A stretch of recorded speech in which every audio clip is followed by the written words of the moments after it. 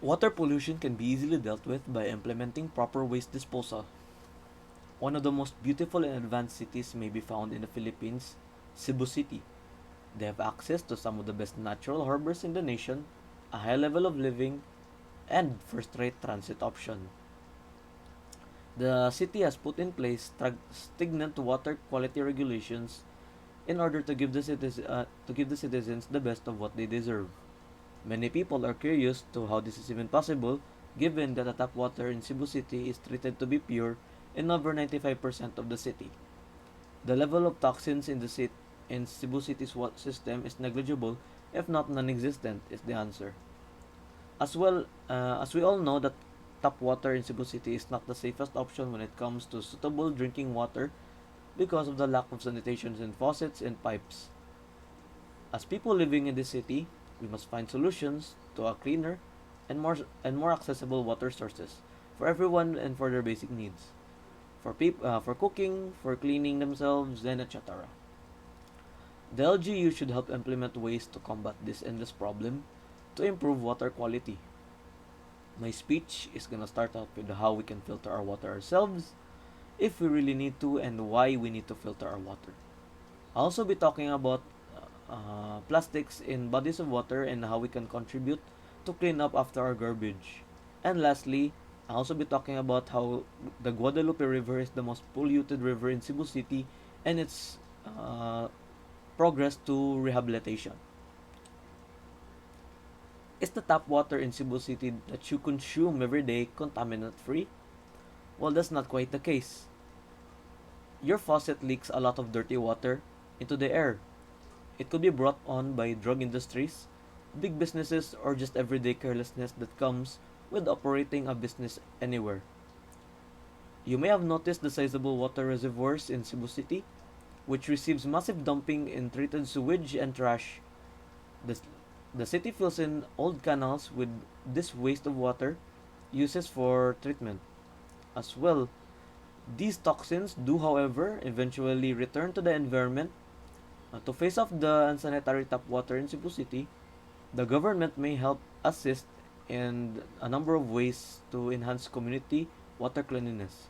For instance, the government could finance construction or new water treatment facilities or the renovation of existing ones as part of the infrastructure improvements to guarantee that the water is adequately treated and safe for consumption. The government can also enact restrictions in order in addition to the government may help communities realize that the value of what good water sanitation and how to maintain it by offering them resources and instructions. Plastics in bodies of water do not decompose. That means that plastic can stick around indefinitely, causing the destruction of marine habitats. Though not all plastic float at once, they reach the ocean, some do. Most of the plastic that is thrown around shreds into tiny plastics known as microplastics, which are extremely harmful to the environment. Reducing the amount of plastics is created and used in the first place is one way to address the issue of plastics in bodies of water that do not disintegrate. This is accomplished by limiting the use of single-use plastics and encouraging people the use of reusable goods and packaging. To ensure that plastic garbage is correctly collected and disposed and does not wind up in other water bodies, efforts can also be made to strengthen waste management systems. And lastly, the Guadalupe River is the most polluted river in Cebu City. It was classified as a Type C in which fishery water for the propagation of growth of fish and other aquatic resources, recreational water class 2 for boating, fishing, and or other similar activities, for agriculture and for livestock watering. River by the Department of Environment and Natural Resources (DENR) in the year of 2000, which means that it is not fit for drinking or bathing with minimal to zero signs of life. Solid waste, domestic waste, water, and sewage are visible in the downstream area of the river.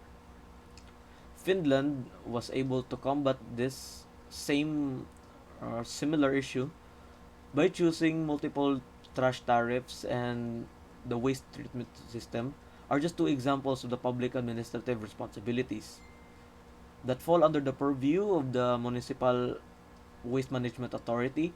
In the event that that many municipalities have joined forces to create a regional waste management firm, the municipality must also establish a joint organ to handle the administrative responsibilities.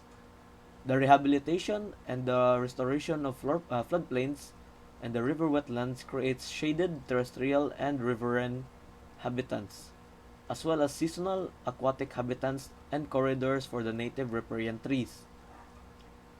Additionally, it aids in groundwater recharge, the gradual release of discharge from water bodies, and improve the quality of water.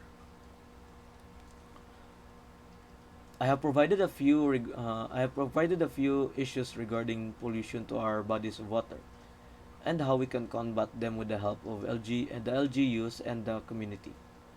Now it's our turn to do our part of this crisis. The issues I have mentioned are the results of our negligence towards the environment. We will be in an endless paradox trying to combat this problem unless we are thirsty for change. To all of you out there, we should start looking out for our water resources since this is a necessity to everyone, and also practice proper garbage disposal. It might not be much, but it will surely pay off. Water is the most precious resource in this world, and it is indeed finite. We ought to handle and use water responsibly.